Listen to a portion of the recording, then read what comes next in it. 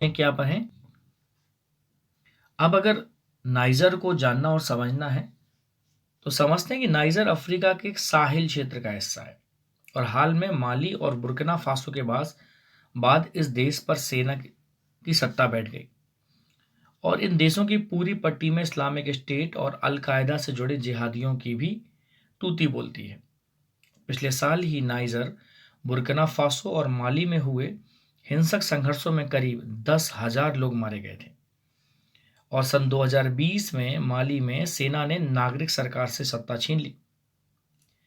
Burkina Faso में कुछ बंदूकधारियों के एक समूह ने जनवरी 2022 में सत्ता पर कब्जा कर लिया और फिर सितंबर में सेना के ही एक दूसरे गुट द्वारा तख्तापलट हो जाता है और अब नाइजर में सेना ने चुने हुए राष्ट्रपति को हटाकर सत्ता पर कब्जा कर लिया है। तो पश्चिमी अफ्रीका में सेनाओं की सत्ता भूख और जिहादियों के जुनून से खतरे की घंटियां बज रही हैं। सेनेगल से इरिट्रिया तक फैला हुआ साहिल क्षेत्र पश्चिमी अफ्रीका के एक बंजर और निर्धन इलाका है।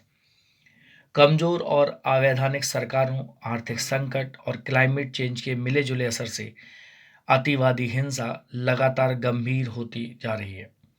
पिछले एक दशक में इस इलाके में हिंसक जिहादियों ने, तानाशाह शासकों ने और विद्रोहियों का ही बोलबाला रहा है, जो देशों की सीमाओं के आर पार आपस में लड़ते रहे हैं और जिसने इन क्षेत्र और इस क्षेत्र के बाहर के देशों के सामने भी गंभीर चुनौतियां खड़ी की हैं। अब 26 जुलाई को हुए सैन्य तख्तापलट के बाद साहिल जो रीजन है इसमें पश्चिम का अंतिम किला जो नाइजर था वो भी खत्म हो गया। फ्रांस ने सन 1960 में आजाद फ्रांस से सन 1960 में आजाद हुआ था। उसके बाद से यह नाइजर में 5वां तख्तापलट है और इसने देश में लोकतंत्र का पनपता हुआ पौधा भी उखाड़ फेंका।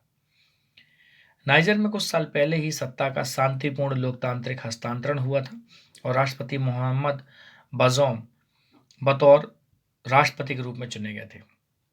लेकिन जनरल अब्दुर्रहमान चियानी, जो राष्ट्रपति मोहम्मद बाज़ौम के सहायक थे, ने सेना के एक हिस्से के साथ मिलकर राष्ट्रपति को पद से हटा दिया और स्वयं सैन्य सरकार के मुखिया बन गए और स्वयं को राज्याध्यक्ष घोषित कर दिया। ऐसी खबरें हैं कि राष्ट्रपति जनरल चियानी को बर्खास्त करने वाले थे। वहीं जनरल चियानी का दावा है कि बाज़ौम को इसलिए सत्ता से हटाया गया क्योंकि वे देश की अर्थव्यवस्था को संभालने और उग्रवादियों से संघर्ष दोनों काम ठीक से नहीं कर पा रहे थे। हालांकि इसके पीछे असली कारण सत्ता की हवस ही है, जो इस तरह के सभी देशों में तख्तापलट की वजह होती है। यह तख्तापलट न सिर्फ इस इलाके के लिए बल्कि सारी दुनिया के लिए बुरी खबर है। नाइजर में हुए तख्तापलट के बाद यह भी खबर आई थी कि वहां की सड़कों पर अचानक रूसी झंडे नजर आने लगे। वहां की राजधानी जो नियमे है में विरोध प्रदर्शन के दौरान भी रूसी झंडे लहराए गए और फ्रांस के दूतावास पर हमला किया गया। फ्रांस, जो यहाँ का औपनिवेशिक शासक रहा है, ने वहां से अपने नागरिकों को निकालना शुरू कर दिया और नाइजर में जिहादियों से लड़ने के लिए अभी उसके 1500 सैनिक मौजूद हैं। उसने नाइजर को दी जा रही सहायता भी स्थगित कर दी है। अब प्रदर्शनकारियों द्वारा नियमे में फ्रांस के दूतावास को जलाने के प्रयास के बाद फ्रांस ने धमकी देकर कहा था कि फ्रांस के हितों पर किसी भी प्रकार का हमला कतई बर्दाश्त नहीं किया जाएगा। अब नाइजर में अमेरिका के 1100 सैनिक और 2 ड्रोन अड्डे भी हैं।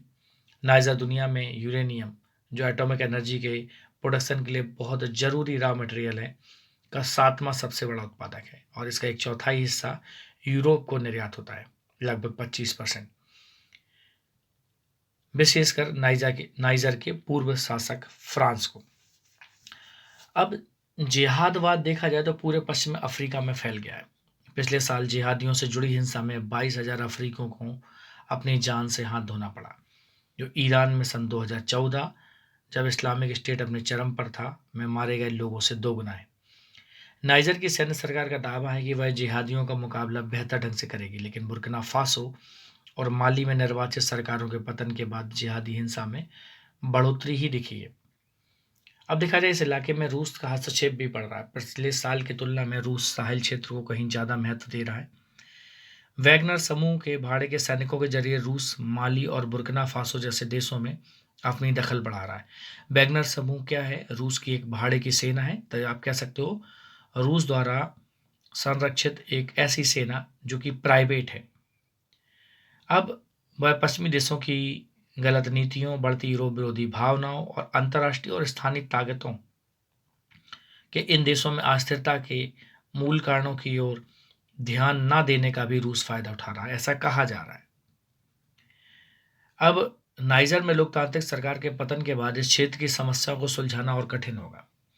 पश्चिम को इकोवास इकोवास मतलब economic community of waste African countries के रूप में आशा की एक हल्की सी किरण नजर आ रही है, जो पिछले 2 दशकों में अन्य स्थानों के अलावा गाम्बिया, गिनी और साओ टामो में हुए तख्तापलट को उलटने में सफल हुआ था।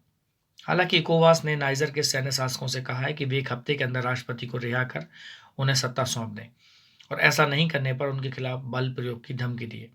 लेकिन इस धमकी को पड़ोसी देशों माली, बुर्किना फासो और गिनी ने यह कहते हुए तुरंत अस्वीकार कर दिया कि नाइजर में किसी भी प्रकार का सैन्य हस्तक्षेप हमारे खिलाफ युद्ध की घोषणा माना जाएगा। तभी यह एक गंभीर अंतर्राष्ट्रीय संकट है, और यदि शक्तिशाली देशों, चाहे वह रूस हो या चीन हो या कोई पश्चिमी देश या कोई अन्य, ने अफ्रीका महाद्वीप में सबसे ताकतवर बनने की लिप्सा के चलते अपना औपनिवेशिक रवैया नहीं छोड़ा, तो इस कॉन्टिनेंट में स्टेबिलिटी लाना असंभव हो जाएगा, स्थिरता लाना बिल्कुल असंभव हो जाएगा। तो उम्मीद करते हैं कि इंसिडेंट क्या है, इसके पीछे क्या कारण है, आपको समझ में आया होगा। नमस्कार, जय हिंद।